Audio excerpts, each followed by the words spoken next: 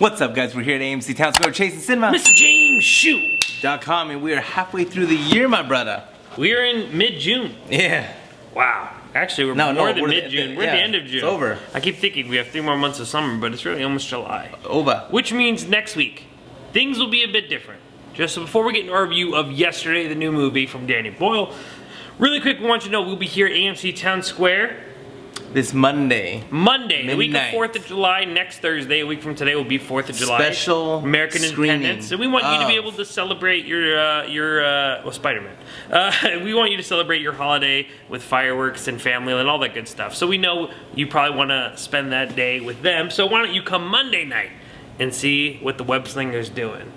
We've watched 10 years, over 20 films from Marvel.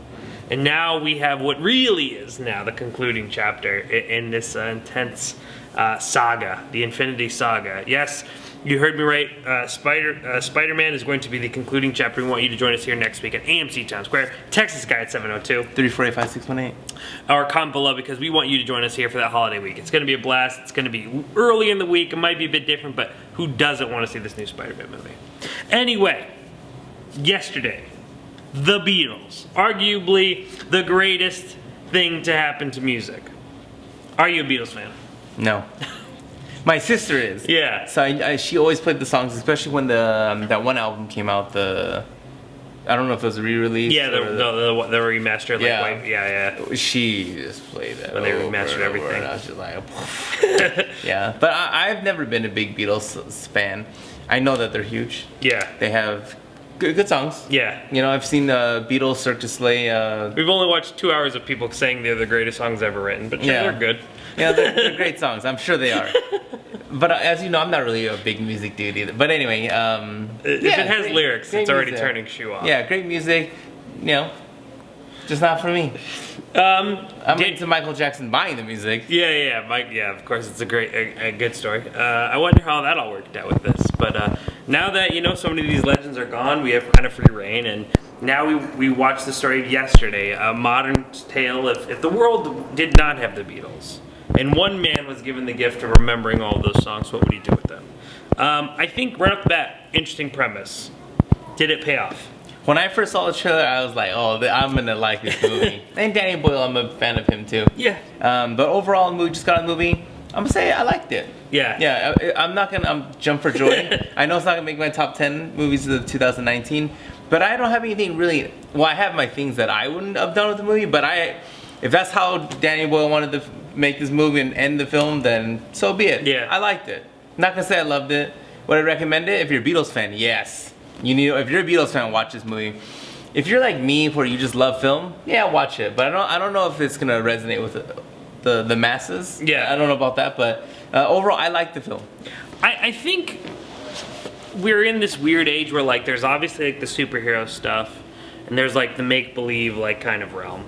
But then there are the movies that are blended in reality, and we don't like getting too weird with them. So like when movies like this come out, I think it's hard for people because it just asks you to believe the circumstances. And sometimes that's difficult for people to do, or they don't feel like it's very real. I mean, this movie literally, the world shuts off for 12 seconds and half the world forgets things like Coca-Cola and the Beatles. And we're never explained why, yeah, and all these things were never really kind of broken into. We just kind of have to accept the circumstances and go into the world. And I think for an idea for a movie, you have a lot of interesting places to go. And Danny Boyle is a filmmaker that is obviously very appreciated. I don't think he's someone that is always connected strong with me. I think most of the time Slumdog? I liked Slumdog. I didn't love Slumdog, He did Bond, right? He did the last Bond. Yeah, I mean, no. I think he's a good worker. He's just someone who doesn't necessarily always connect to me. But this, I felt, was very fresh and different from Danny Boyle. I think the idea right off the bat is interesting because it's something I've always thought of. Of course, it was never in the idea of like, if I were to go back in time, could I write insert movie title here before that movie was ever made? I'm sure everyone has kind of done that in their own world or their realm. I have, especially if you're like, what if I came up with the post-it? What if I came up and did these amazing ideas before someone else did them? And this movie kind of makes us really look at that. And I think that part of it's really fun. Yeah. but they just don't explore as much as they can, right? Like, what were some things that you were kind of turned off by, or just didn't get into? Are we doing spoilers? Yeah, not really. I mean, we're going to spoil things about the movie. There are no spoilers, but there is especially one part that's kind of like a big surprise. So bear with us. But I'm assuming if you watch this, you're probably watching the movie anyway. So do I talk about that? Let's do it. Let's go. Okay, so the whole time I'm watching the movie, I thought it was a dream, and so he got hit by the bus. And then finally something was going to happen where he was going to wake up, and then we were like, oh, okay, it was all a dream. And then that was his moment where he was going to confess his love to Lily James. I probably would have enjoyed that a lot. And he's like, because he finally understood the value of her, and that was the real point of it. It's not your musicianship, it's this person who's been stuck by you this entire time and believes in you and is the only one sitting in the room listening to you play your crappy music. That didn't happen. And then I was like, okay, so they're not gonna go that route. So I was like, oh, so this is legitimately like, he's the this one. Is real. This is legit in this world. Yes, we're gonna accept. We're gonna go on with. I got annoyed by the free download. I got annoyed by that. I was just like, okay, you could take the money. You're still the one that's releasing the songs. But you saying that the Beatles don't exist, or you saying that the people who wrote the songs to the Beatles, that means nothing to these people. These people don't exist. So you saying that doesn't do anything. True. What did the band doesn't exist. These people exist. Yeah. I guess we could take from it. But they're not even singers. Yeah, no. But we so what are you doing? Take the credit. Take the money. Donate it. Build stuff. Build schools. World peace. Whatever. Just. Well, I think in that sense, the idea is that is world peace. That part of releasing the Beatles to the world. Because I mean, if you think about it, this movie in reality, let's take, because there's some things I thought were really interesting that we could explore here, right? Like the way that art is handled today, the way that people interpret art. Could the Beatles come out today and make a song and it be heard by the audience of today? I think that's like the first thing. Interesting. I think that's the first thing that this movie raises the question of, because there's a really great scene in the very beginning where he's about to sing one of my like favorite Beatles songs, "Let It Be." I think anyone likes that song. I mean, it is a really phenomenal song. It's one of the few songs that I like can listen to, and I can see my mom like cry just listening to it. She gets emotional hearing that song. Same thing with "Hey Jude." Hey Dude. And like, yeah, "Hey Dude" here. And he's playing it, and no one really cares. That ends up becoming a joke because it just so happens to be his parents and the nosy neighbors who don't care. And like, even when he really he comes to full fruition as the Beatles, like, you know, the man who was writing all the Beatles songs, his dad doesn't still care. His dad just wants tuna sandwiches. So in that sense, it kind of becomes this joke about parents not really caring. But I thought that was interesting an idea. Like, how do we really look at the audience? And obviously, then the movie attacks, you know, the moneymakers. But don't worry, even way back when the Beatles were around, they were money-grubbing, you know, pig-stealing studio heads. But of course, this one is played by a very comedic Kate McKinnon, who, you know, openly tells him many, many times that she is, my product. He is just there. Yeah, he is a product. He is there to pay for houses on the Malibu waterfront. To be honest with you, I love Kate McKinnon. I feel like that's a character, kind of like the movie critic, that is always the same way anyway. So I think it was fun for at least someone to come play it and be like, I'm just going to tell you to your face that you're just a product. You know, I mean, we've seen that kind of I mean, literally, we've seen it twice now. We've seen the same character. I can't remember his name. The exec who got both Elton John and Queen at one point in his career.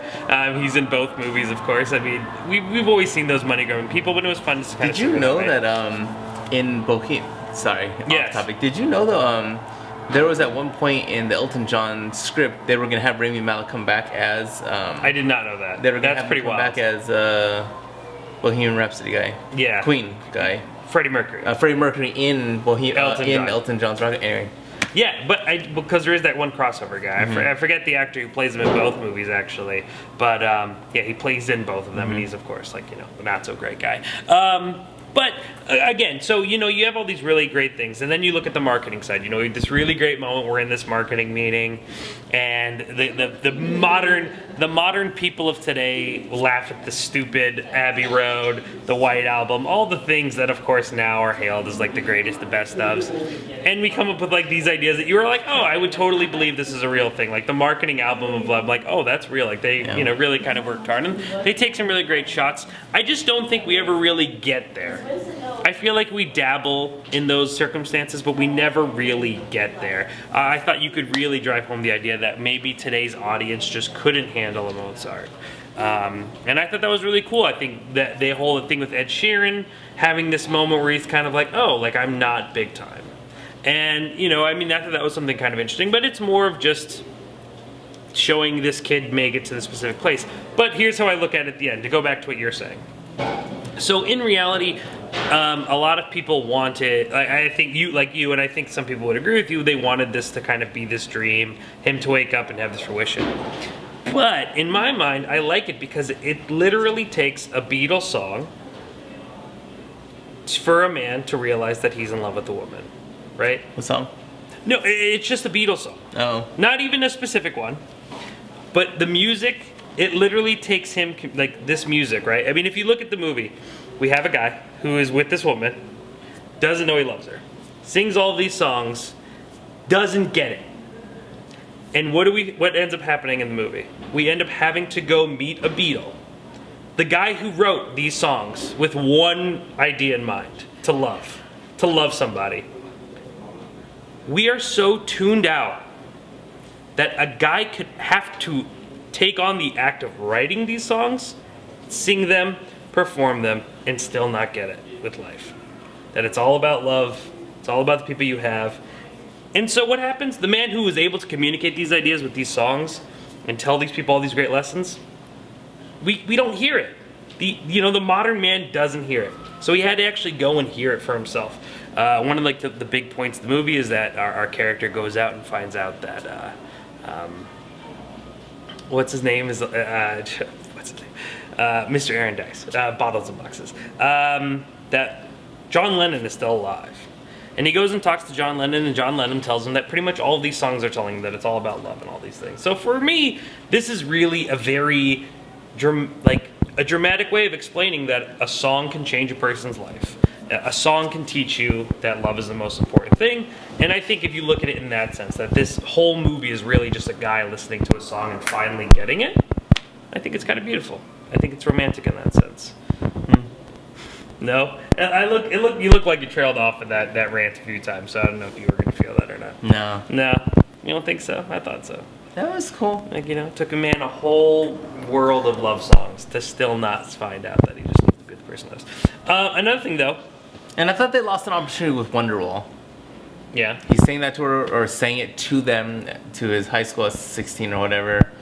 And then I was like, oh, okay, so now he's gonna sing Wonderwall and Belle another song, but he's gonna sing it for her. Yeah. Nope, didn't do that either. Well, I thought he was gonna sing the summer song, Didn't do that either. Was a song, which, of course, there were a lot of things I thought they were gonna do, but I was okay with the fact we don't go back. We don't need some miraculous thing. I kind of dig that, and obviously, like the Beatles being free is like this huge world peace movement and all that stuff. But I mean, I guess those weren't the questions I was asking at that point. I was definitely still more of like, man, I think we should really explore like how the normal audience could take a group like How do you think that they would take it? Well, I think that's part of it. I think it explores the idea of saturating a person. Like, literally, he has all these great albums that lasted that band years and years of work, and they tried to do a double album, and they're going to pump him out, and they're going to squeeze him dry, and then he won't be able to do it. Viral, all these aspects that stop. And, mind you, it's another great example to literally see those meetings that look exaggerated. But there are hundreds and hundreds of people that are working with Ed Sheeran to market an album, and it just shows you how much farther an artist is away from making those decisions. That's how many people stand in his way from saying, oh, I want this as my title album. No. Don't think so. No. Don't think so. But it needs to be. Yeah, and like I said before, there were money grubbing people in the industry always. I mean, we see that in every story. Money is always the king of these industries: movies, Hollywood, music. But I do wonder, could the world take a Michael Jackson? Could the world take the Beatles? I mean, we have these icons and we blow them up, but we don't blow them up for long. We use them, we kind of toss them. I mean, can someone last as long as the Beatles? I don't know. And I think that's an interesting question to explore, though, and I think this movie could have done that. But that obviously wasn't what Danny Boyle was trying to talk about. How do you think people would take the Beatles music today?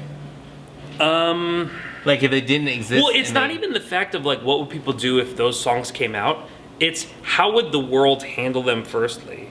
Would the Beatles, have been pressured into changing it to Hey Dude? And would have the pressure and the amount of legality and social influence that these companies and these marketing teams have influence these artists to change what you know, I mean, at one point Ed Sheeran calls Hey Jude the greatest song he's ever heard, and then literally convinces him to change it to Hey Dude.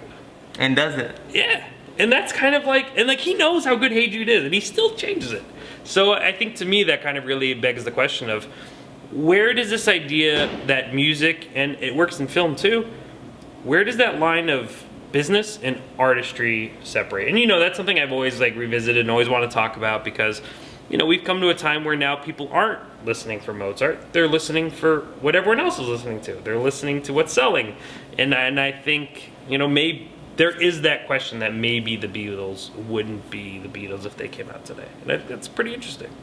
So anyway, a decent, charming movie in the most basic terms. A charming, you know, good cast, funny, but nothing too like mind blowing. But I thought an interesting plot nonetheless. You know, it's nice to see something simple like, what if a guy remembered all these songs when you have all these like super intense, like you have a trailer like The Good Liar.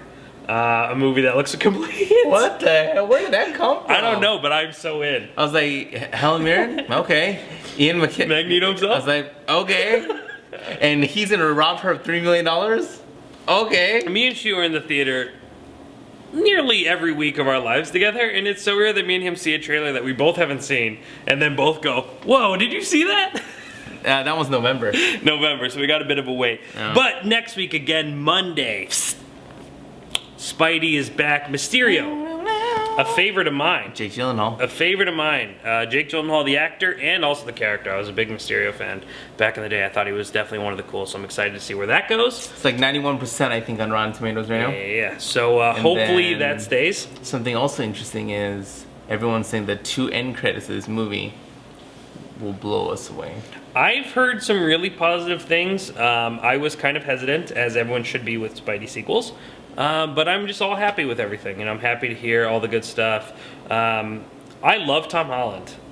He is like, you know, killing social media right now. I mean, they know exactly what they're doing with him and how they're marketing him as Spidey. The 50 million people who are making sure they know what he's wearing when he walks at the door.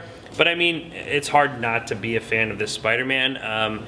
I've revisited Homecoming probably more than any other Marvel movie at this point now. Oh. Yeah, and I love it. So I'm all for this Spider-Man, and I really hope that it continues to be a favorite of mine. Spideyverse was just released on Netflix a couple days ago. Yeah, it was. Yeah. And it was the day after that I bought the Blu-ray. But that's okay, because I'm a supporter, and I was going to buy that movie anyway. Yeah, I'm excited to rewatch that too. Next week, Monday night, Town Square, 10 o'clock, Texas Sky, 702. 345-618. Or comment below. Let us know. And let us know your favorite Beatles song. Yeah, what Yesterday. Hey Jude. They really missed an opportunity with Wonderwall. I'd probably say that because I like how you keep saying that. Everyone's like, this guy's an idiot. Like, the one Beatles song, he's focusing. The one song is not even a Beatles song. Moving on. Because when you first said that, I was like, what is he talking about? And then I realized what you meant from the talent show, right? Yeah. At first, I didn't even put it together. I was like, what? And then that's a great song. Yeah. Coca-Cola, though. Why was that all? What was that all about? Pepsi paid more. And then Harry Potter. It goes back to the question, you know, how much is this made? So if I would have, Pepsi's better. That's my me, bro. I would have been. I would have written all those songs, and I would have been the author of Harry Potter. Well, no, you know what I thought? So I didn't think that he had to remember all the lyrics. I didn't realize that part. So I was like, oh, that makes sense. That's got to be really tough.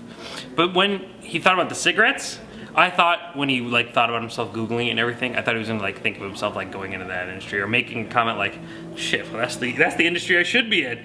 You know, that's the gateway. But of course, you know, this movie is obviously wholesome and heartful. Yeah, so not going that route. But I thought that would have been a great joke because that's obviously, you know, the money route to take. But you know, we want to spread love and peace. So not cancer. Not get rich. Got it. Because he gave it away all for free. KZCinemas.com is known as the Film Lovers website.